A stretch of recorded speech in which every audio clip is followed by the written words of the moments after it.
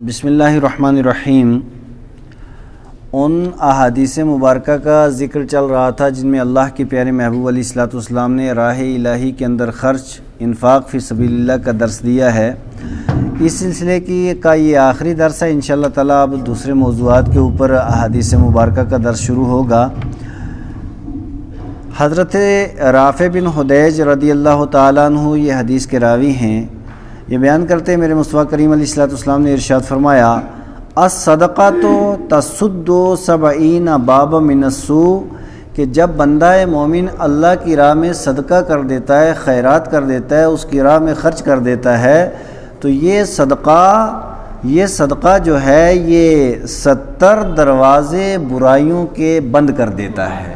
70 دروازے جو انسان کی طرف کھلے رہتے ہیں، انسان کو تباہ برباد اور ختم کرنے کے، ان سارے دروازوں کو 70 دروازوں کو اللہ تبارک و تعالیٰ صدقے کے ذریعے بند فرما دیتا ہے۔ حضرت امام طبرانی نے المعجم الکبیر کے اندر اس حدیث پاک کو روایت کیا ہے۔ حضرت انس بن مالک رضی اللہ تعالیٰ عنہ حدیث کے راوی یہ کہتے ہیں، میرے مصطفیٰ کریم علیہ الصلوۃ والسلام نے امت کو ایک درس دیا ہے، میری امتیوں ایک کام کیا کرو۔ وہ کام کیا ہے؟ آقا نے ارشاد فرمایا، باکروا بالصدقہ، صبح صبح تم صدقہ دے دیا کرو۔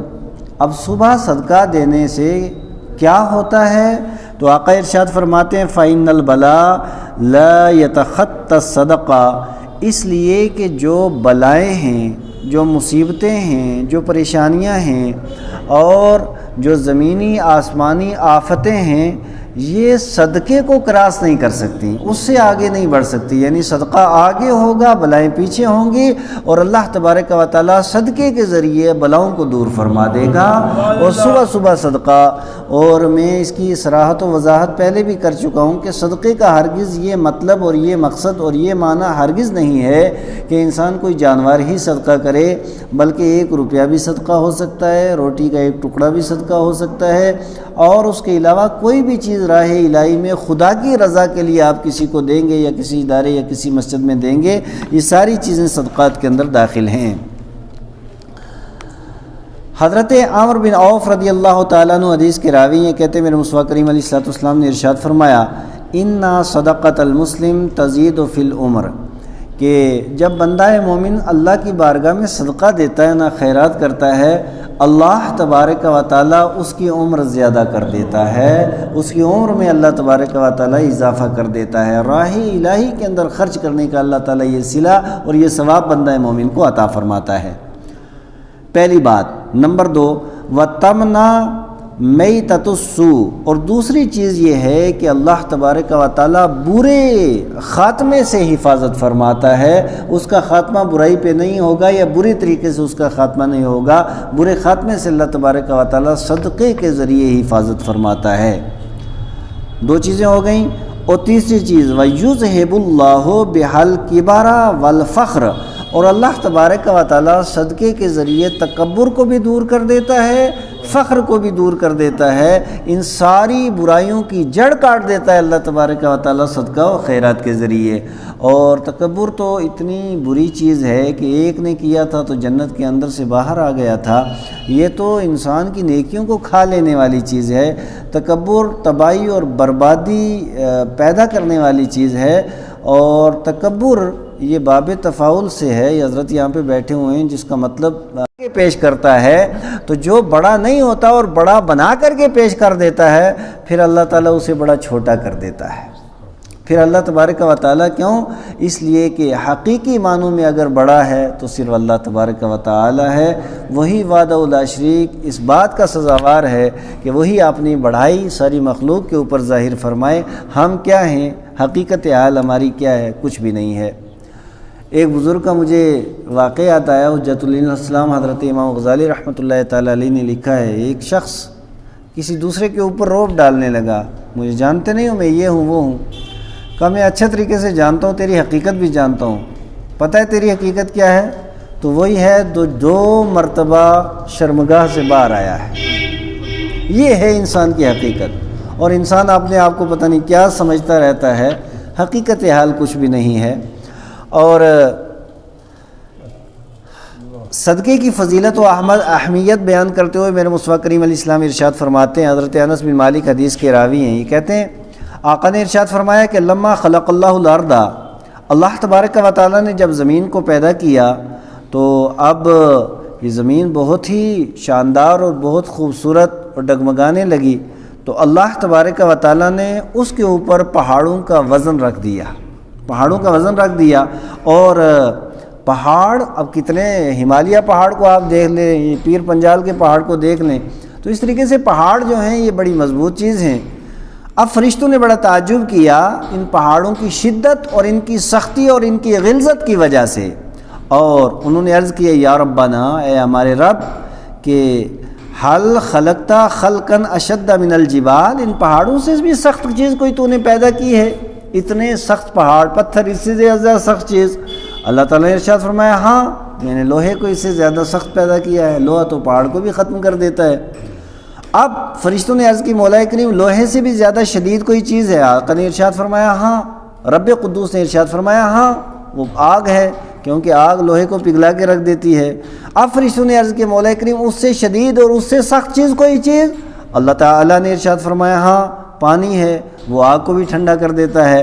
پھر ارشاد فرمایا، پھر فرشتوں نے عرض کی مولا کریم اس سے بھی سخت کوئی چیز ہے؟ ہاں ہے، ہوا ہے، جو بادلوں کو ایک جگہ سے دوسری جگہ لے کر کے چلی جاتی ہے۔ مولا کریم اس سے بھی کوئی سخت چیز ہے؟ اللہ تعالیٰ نے ارشاد فرمایا قال ابن آدم، ہوا سے بھی زیادہ سخت وہ تو انسان ہے نا۔ اذا تصدق بصدقہ بیمینہ فاخفاها من شمالہ، یہ اس وقت سخت ہے، اور اللہ تبارک و تعالیٰ نے ان ساری چیزوں کے اوپر انسان کو اس لیے قدرت دی ہے کہ جب وہ صدقہ کرے تو دائیں ہاتھ سے کرے تو بائیں کو پتہ نہ چلے۔ تو اللہ تبارک و تعالیٰ نے یہ فضیلت اور یہ عظمت بھی اگر انسان کو دی ہے تو راہ الہی میں، راہ مولا میں، اس کے راستے میں خرچ کرنے کی وجہ سے ہے۔ اللہ تبارک و تعالیٰ ہم سب کو راہ مولا میں خرچ کرنے کی توفیق عطا فرمائے۔ اب آپ نے دیکھا کہ یہ جو احادیث مبارکہ ان کا خلاصہ میں عرض کر رہا ہوں، اللہ کی راہ میں جو بندہ خرچ کرتا ہے، نمبر ایک وہ برے خاتمے سے محفوظ ہوتا ہے، اللہ تعالیٰ اس کی عمر میں زیادتی کرتا ہے، اللہ تبارک و تعالیٰ اس کے رزق کے اندر کشادگی پیدا کر دیتا ہے، پھر اللہ تبارک و تعالیٰ غرور کو اس سے دور کر دیتا ہے، اللہ تبارک و تعالیٰ فخر سے اسے دور کر دیتا ہے، خدا تعالیٰ جہنم کے دروازے اس کے لیے بند کر دیتا ہے، اللہ تبارک و تعالیٰ برائیوں کے دروازوں کو بند کر دیتا ہے، اللہ تعالیٰ آفات و بلیات سے گھروں کو سے باہر کر دیتا ہے، خدائے قدوس آفتیں اگر آنے والی ہوں ان کو دور کر دیتا ہے۔ پھر اللہ تبارک و تعالیٰ جو بندہ اللہ کی راہ میں خرچ کر دیتا ہے تو وہ آگے چلتا ہے اور آفتیں اس کا سامنا کبھی نہیں کر سکتی ہیں۔ اور پھر سب سے بڑی چیز یہ ہے کہ راہ مولا میں خرچ کرنے والے کو اللہ تعالیٰ اپنی رضا عطا فرما دیتا ہے، اپنا بندہ اسے بنا لیتا ہے، اور خدائے قدوس کی خوشنودی اور اس کی رضا کا یہ سبب ہے۔ یہ اتنا فائدہ اللہ تبارک و تعالیٰ اس بندہ مومن کو دیتا ہے جو بندہ مومن راہ الہی کے اندر خرچ کرتا ہے، راہ الہی کے اندر غریب کو، مسکین کو، بیوہ کو، اور اسی طریقے سے جو مصرف شریعت مطہرہ نے بتائے ہیں۔ بہت سے لوگ شاید وہ مصارف یہاں نہ ہوں تو بہترین مصرف اس کا مدارس اسلامیہ ہیں، یہ خدا کے گھر ہیں، مسجدیں ہیں، ان کے اندر دینے سے کبھی بھی کم نہیں ہوتا۔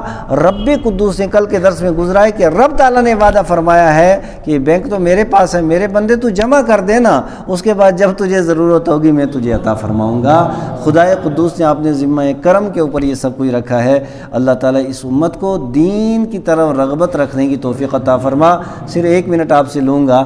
آج ہمارے معاشرے اور ہمارے سماج کا ایک المیہ یہ ہے کہ ہم سانپ بن کر کے اپنی دولت کے اوپر بیٹھ گئے، جبکہ یہ دولت ہماری نہیں ہے، حقیقی معنوں میں اس کا مالک ہمارا رب ہے، بطور امانت اس نے ہمیں دی ہے۔ اب ہمیں اسے خرچ کرنا ہے، اور اللہ کی راہ میں اگر ہم خرچ کریں گے اس کا فائدہ یہ ہوگا کہ آج میں صحیح کہتا ہوں اور ایمانداری سے کہتا ہوں، ہم پورے ہندوستان کو نہیں، صرف اپنی ڈسٹرکٹ کو لیں، اگر یہاں کے لوگ مکمل طور پہ مکمل ایمانداری، دیانتداری کے ساتھ زکوٰۃ ادا کر لیں جو صدقہ واجبہ ہے، اور اس کے بعد عشر ادا کریں وہ بھی صدقہ واجبہ ہے، اور اسی طریقے سے صدقہ فطر ادا کریں، یعنی جو صدقات واجبہ ہیں اگر یہ ادا کر دیں، صدقات نافلہ نہ بھی دیں، صرف واجبہ اگر ادا کر دیں، جو نکالنے ہی نکالنے ہیں ورنہ انسان تباہ و برباد ہوگا، تو آج ہماری یونیورسٹیاں بھی بن سکتی ہیں، ہمارے ہاسپٹل بن سکتے ہیں، ادارے خود کفیل ہو سکتے ہیں، بہت بڑا رفاہی کام ہو سکتا ہے۔ لیکن اللہ تبارک و تعالی ہم لوگوں کو ہدایت عطا فرمایا، کیونکہ دیا ہوا بھی اسی کا، اسے دینا بھی آتا ہے، لینا بھی آتا ہے۔ اس لیے ہمیں چاہیے ان اداروں کا خیال رکھیں، راہ مولا میں خرچ کریں، اسی میں امت کی فلاح بھی ہے، بقا بھی ہے، کامیابی بھی ہے۔